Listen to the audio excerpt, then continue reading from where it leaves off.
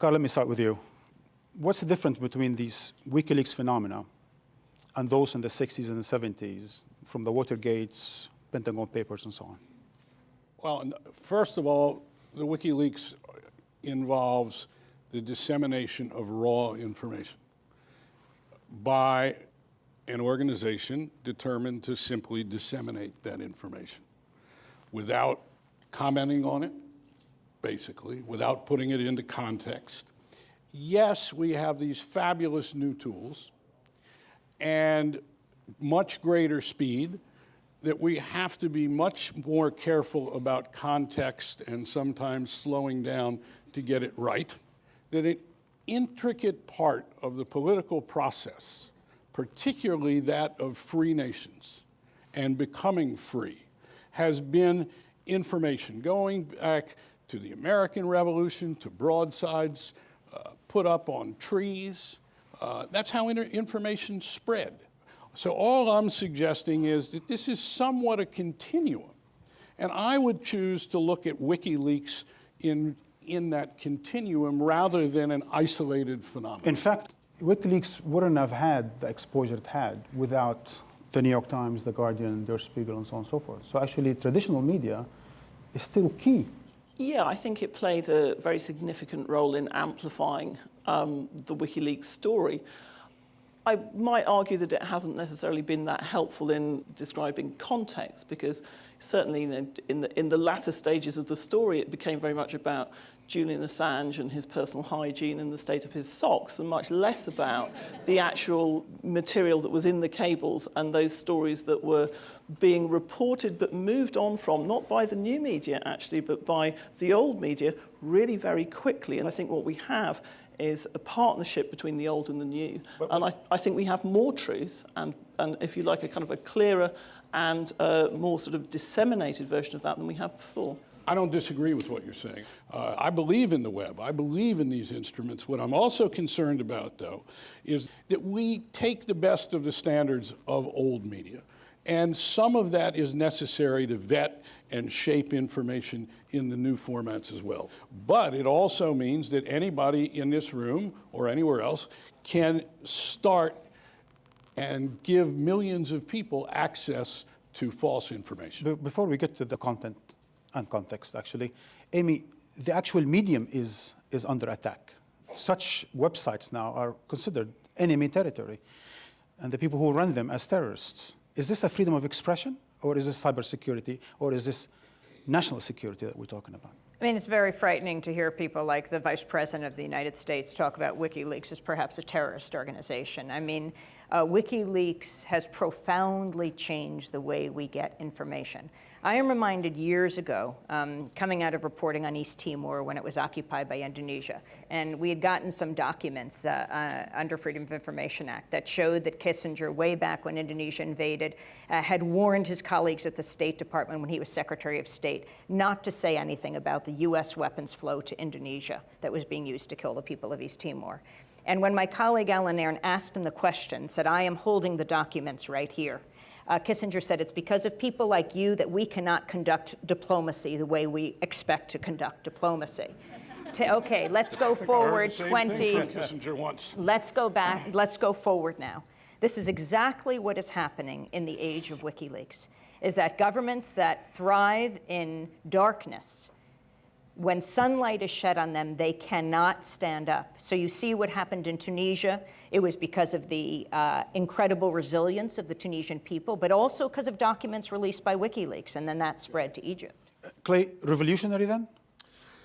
Well, you know, if you use the word revolutionary, it's always subject to critiques on both sides. You know, we are all inspired by Egypt's revolution. Yeah, so no, now exactly. everything is a revolution. That is a genuine, Tunisia, Egypt, genuine revolutions, but you can always find evolutionary precursors to anything you want to call a revolution in technology. So it's a kind of a meaningless term in a lot of cases. I think it's worth talking in some specificity about what Julian actually did. And the first was to marshal the best technical work on maintaining the secrecy of the sources. So we could go to potential leakers and say, if you leak to me, no one will find out by listening in between. There are some hundreds of people in the world talented enough to do what Julian did, but he was the one who, with his team, sort of made this happen. The second innovation was not just distributed storage against technical attack, but distributed storage against legal attack. There is no one nation state whose laws or the reach of their police force can shut down WikiLeaks. So it is the first transnational organization, and we saw that play out when we tried extra legal attempts to shut them down. The big innovation in WikiLeaks is not the technical innovation around secrecy of leakers, but the distribution of the site of the leaks so that you can't use any set of national rules to shut it down. Right? Anyone leaking any document today, and I think from now on, will choose not to leak it to the national press of the country the secrets are about, because you would much rather go to a source that your own country can't reach, rather than doing it, as happened with the Pentagon Papers, entirely within one nation. But Yevgeny, I guess international regulations are also possible. I'm sure governments will have an interest in that. Well, I think in some sense WikiLeaks was lucky because it got itself a nice enemy, the government of the United States, which is constrained in many respects by the rule of law.